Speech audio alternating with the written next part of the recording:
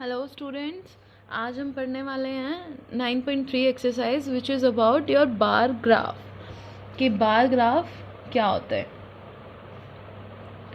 देखिए, bar graph यानी कि एक ऐसा ग्राफ जिसमें बार्स के थ्रू हमें कोई भी न्यूमेरिकल डाटा जो है वो रिप्रेजेंट करना होता है। ठीक है, एक ऐसा ग्राफ जिसमें ग्राफ पेपर देखे होंगे ना, जो बड़ी क्लासेस के स्टूडेंट्स के पास देखे होंगे आप लोगों ने कई बार, तो वो ग्राफ पेपर है। और वो ग्राफ पे जब हम बार्स क्या होती हैं, इस तरह की कोई फॉर्मेशन ऐसी या फिर इस तरीके की बार्स, जैसे चॉकलेट बार होती है आपकी, ये एक इस फॉर्म में होती है, चॉकलेट बार होती है ना आपकी इस तरह से।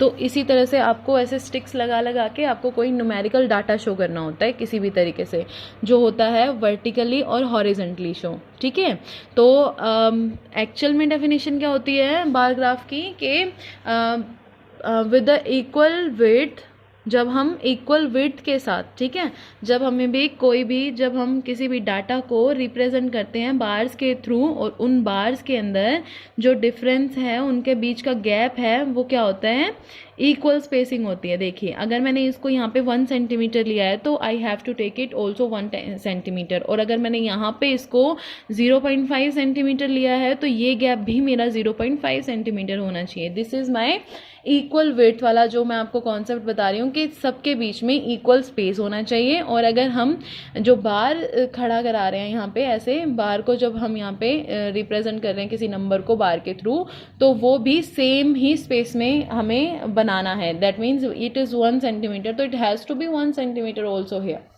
ठीक है, तो this is your bar graph. और इसको सिर्फ हम इसी तरीके से नहीं, इसको हम इस तरीके से भी रिप्रेजेंट कर सकते हैं, like this. This is your horizontal bar graph, this is your horizontal. आपने पढ़ा होगा ना अर्थ के लिए horizontal lines and vertical lines. Verticals जो अप से डाउन तक होती हैं, नॉर्थ से साउथ तक, और हॉरिजेंटल जो ईस्ट से वेस्ट, वेस्ट से ईस्ट जो होती हैं। This is your horizontal bar graph, okay, and this is your vertical bar graph. Vertical मतलब कि जब ऊपर से नीचे की तरफ जब आप लेके जाते हैं, और ये दिस इज योर हॉरिजेंटल। ठीक है, जब आपको कोई भी न्यूमेरिकल जो डाटा गिवन है, जैसे आपने अभी फ्रीक्वेंसी डिस्ट्रीब्यूशन जो बनाया था, फ्रीक्वेंसी के लिए बनाया था, उसको अगर मुझे बार्स की फॉर्म में कोई इन्फॉर्मेशन ग्राफ पे शो करनी है तो मैं किस तरीके से शो करूँगी। ठीक है, देखिए हमने जो लास्ट क्वेश्चन छोड़ा था वो शू वाला 9.2 का, उसी से हम देखते हैं कि बार ग्राफ कैसे बनता है। ठीक है, देखिए यहाँ पे 2 चीज़ें गिवन है, शू size and number of children. के नंबर ऑफ स्टूडेंट को, कौन से जो चिल्ड्रन है उनको, कितने स्टूडेंट ऐसे हैं जिसको 4 नंबर साइज आता है, जिसको 9 आता है, 8 आता है। ठीक है, तो हमें पहले शू साइज हमें डिसाइड करना है कि मुझे वर्टिकल बनाना है या horizontal.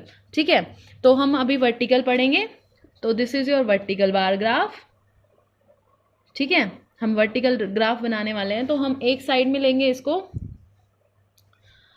Shoe size. Okay, let's just take it shoe, यहाँ पे लेते हैं हम शू साइज, ओके, एंड यहाँ पे हम लेंगे नंबर ऑफ स्टूडेंट्स। ठीक है, तो यहाँ पे हम सारे शू साइज लिख देंगे, 4, 5, 6, 7, 8, 9, 10। ठीक है, अब ये देखिए कि यहाँ पे जो है नंबर ऑफ स्टूडेंट है, नंबर ऑफ स्टूडेंट जो है हम ले लेते हैं यहाँ पे हमें जो यहाँ पे गिवन है, देखिए 2, 4, 6, 3, 3, 7, 5, तो हम यहाँ पे गैप में ले लेते हैं 2, 2 का गैप। मैंने कहा था जो गैप ग्राफ में अगर आप 2 से स्टार्ट कर रहे हो तो it has to be 2, gap सबके बीच में 2 का ही होना चाहिए। ठीक है, 2, 4, 6, 8, 10। देखिए मैंने यहाँ से 0 से 2 का गैप लिया है, तो यहाँ पे मैंने 2 का ही गैप लिया है। ठीक है, तो अब देखिए 4 नंबर ऑफ साइज, चलिए देखिए कि 4 नंबर ऑफ साइज कितने स्टूडेंट को आता है, 6 स्टूडेंट्स को। तो let just send the bar over here, यहाँ पे 6 तक हम इस बार को ऊपर तक बना देंगे। ठीक है, नेक्स्ट इज के 5 कितनों को आता है, 3 को। अब देखिए 3 तो हमने यहाँ पे लिखा नहीं है, लेकिन 2 और 4 के बीच में आता है 3, तो यहाँ तक आएगा। तो देखिए इसके बीच का गैप हम मेंटेन करेंगे, जितना गैप यहाँ था उतना ही गैप हम यहाँ पे भी रखेंगे, और इसको 3 तक यहाँ पे रेज कर देंगे।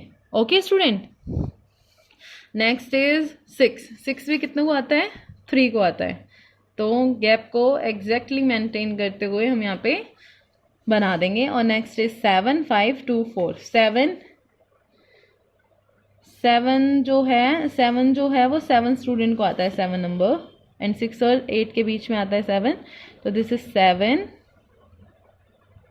5, 6 और 4 के बीच में 5 2 एंड 4। ठीक है, इस तरीके से बनेंगे हमारे बार ग्राफ। ठीक है, जो भी साइज दिया हुआ है उसके आगे जितने भी नंबर ऑफ स्टूडेंट को वो आता है वो आप वहाँ तक बार को बना देंगे। This is your bar graph. ठीक है, तो अभी हम पहले जो क्वेश्चंस दिए हुए हैं हमें जो बार ग्राफ को रीड करके उसको आंसर करने वाले क्वेश्चन दिए हुए हैं। देखिए क्वेश्चन नंबर फर्स्ट देखिए 9.3 में देखिए, following is a bar graph indicating Sam's test marks. Sam के कोई टेस्ट में मार्क्स आए हैं, ठीक है, डिफरेंट टेस्ट लिए गए थे, उसके मार्क्स आए हैं और उसके हिसाब से एक बार ग्राफ रेडी किया गया है। ठीक है, read the above bar graph carefully and answer the following questions. तो देखिए क्वेश्चन को आंसर करना है, आपने बार ग्राफ को रीड करना है और उसके बाद उसको आंसर करना है। बार ग्राफ को हम रीड करेंगे, देखिए पहले रीड कीजिए बार ग्राफ को। क्या दिया हुआ है, इधर हमें मार्क्स दिए हुए हैं और ये हमें टेस्ट दिए हुए हैं। ये टेस्ट 1 के मार्क्स हैं, टेस्ट 2 के हैं, 3 के हैं, 4 के हैं, 5 के। ठीक है, सबके टेस्ट के मार्क्स दिए हुए हैं। तो देखिए first, in which test Sam score the highest marks, सबसे ज़्यादा। अब इसको देखने का एक ही तरीका है कि आप सबसे पहले ये देख लीजिए कि सबसे जो ऊंची जो बार होगी, सबसे हाईएस्ट जो बार होगी, that will be your highest mark. तो यहाँ पे हम देखते हैं तो 2 जो है उसमें उसके मार्क्स सेम हैं और हाईएस्ट है। तो there are 2 test, test number 2 and test number 5, both of the test, दोनों ही टेस्ट में उसको क्या मार्क्स हाईएस्ट मिले हैं और हाईएस्ट मार्क्स कितने हैं 18। तो दिस इज द आंसर के test number 2 and test number 5 is the test in which he got the highest marks. Okay, what was Sam's score in test 4? Test 4 कहाँ है भाई, टेस्ट 4 में उसके कितने स्कोर थे, test 4, this is the test 4 and test 4 के अंदर कितना स्कोर था। देखिए यहाँ पे पहुँचने के बाद आप डायरेक्ट अपने पेन को या पेंसिल को यहाँ से मैच कराने की कोशिश करेंगे। अभी देखिए 16 और 18 के बीच में आता है, दैट मीन्स 16 और 18 के मिडल में कौन आता है, बिटवीन में 17 आता है। तो कितने मार्क्स मिले इसको टेस्ट 4 में, 17 marks. Okay, in which test Sam score was a least, सबसे कम स्कोर उसका किस टेस्ट में था। देखिए ये ऊंचा है उससे, फिर लोवेस्ट, फिर लोवेस्ट, फिर ये देखिए सबसे लोवेस्ट जो है, this is your test number 1। Sam का जो टेस्ट नंबर 1 था उसमें उसे मार्क्स कम मिले हैं और कितने मार्क्स मिले हैं 14 और 16 के मिडल वाले, which is 15 marks. Okay, present the data represent by this graph in tabular form. अब टेबुलर फॉर्म में इस ग्राफ को है आपको शो करना है। देखिए टेबुलेशन कैसे बनानी है, टेस्ट लिखने हैं यहाँ पे, स्कोर्स लिखने हैं। तो टेस्ट कितने थे 1 2 3 4 5, देखिए 5 टेस्ट थे और सारे टेस्ट के मार्क्स लिख दिए। टेस्ट 1 में कितने मार्क्स मिले हैं 15, ठीक है, तो 15 लिख दिया। टेस्ट 2 में कितने मिले 18, 3 में 16, 4 में 17 और 5 में 18। तो इस तरीके से हमें करना है इस क्वेश्चन को आंसर। ओके, देखिए अब नेक्स्ट की जब हम बात करेंगे सेकंड क्वेश्चन की, उसमें भी मैं आपको बताती हूँ किस तरह से हमें आंसर करना है। Following bar graph depict different means used by the student of class 6th of a school for going to school। देखिए एक स्कूल के कुछ बच्चों का डाटा उठा के उन्होंने एक डाटा बना दिया है, एक बार ग्राफ के थ्रू शो कर दिया है कि आप लोग भी डिफरेंट व्हीकल से स्कूल आते होंगे। आपके कुछ फ्रेंड साइकिल से, कुछ बस से, कुछ अपने खुद की बस से आते होंगे, जो गांव से आते हैं, जो खुद अपने किसी के पेरेंट्स छोड़ के जाते होंगे, कोई कार से आता होगा, राइट। तो उसी हिसाब से इन लोगों ने एक डाटा रेडी करके एक बार ग्राफ है जो वो बना दिया है। ठीक है, यहाँ पे स्केल भी दिया है कि 1 सेंटीमीटर 3 स्टूडेंट। यहाँ पे जो दिया हुआ है उसी को आपने रीड करना है। देखिए study the above bar graph carefully and answer the following question. Which mode is being used by the maximum number of students, सबसे ज़्यादा यूज़ होने वाला मोड कौन सा है स्टूडेंट्स के थ्रू। तो सबसे ज़्यादा के लिए हम क्या देखते हैं, सबसे हाईएस्ट बार। तो देखिए सबसे हाईएस्ट बार ये है सेकंड वाला, और सेकंड वाला क्या है स्कूल बस। तो स्कूल बस जो है वो सबसे ज़्यादा यूज़ की जाती है स्टूडेंट से जो आते हैं स्कूल के अंदर। How many more student ride the school bus then private bus. अब प्राइवेट बस स्कूल बस से आने वाले कितने हैं 15, ठीक है। और प्राइवेट बस से आने वाले कितने हैं भाई? 9। तो प्राइवेट बस से और स्कूल बस में डिफरेंस कितना है ये बताना है। तो प्राइवेट स्कूल का लिख लीजिए यहाँ पे आप, देखिए school ride, students ride bye school bus 15 student आते हैं, students ride by private bus which is 9। तो स्टूडेंट्स, टोटल स्टूडेंट निकालने के लिए कि उनका डिफरेंस कितना है, तो 15 - 9 which is equal to 6। Okay, so इस तरीके से हमें फाइंड आउट करना है। हर एक क्वेश्चन का आंसर बड़े ही अच्छे तरीके से हमने लिखना है यहाँ पे, ठीक है। तो आप लोगों को ट्राई करनी है ये एक्सरसाइज भी 9.3। देखिए इसमें कुछ क्वेश्चन दिए हुए हैं आपको, जो जिसमें आपको बार ग्राफ बनाना है। देखिए इनमें सब में आपको बार ग्राफ बनाना है। यहाँ पे आपको टेबुलेशन दी हुई है और इसमें आपको बार ग्राफ बनाना है। तो आप किस तरीके से बनाएंगे, देखिए मैं आपको बताती हूँ। क्वेश्चन नंबर 5, क्वेश्चन नंबर 5 देखिए क्या दिया हुआ है।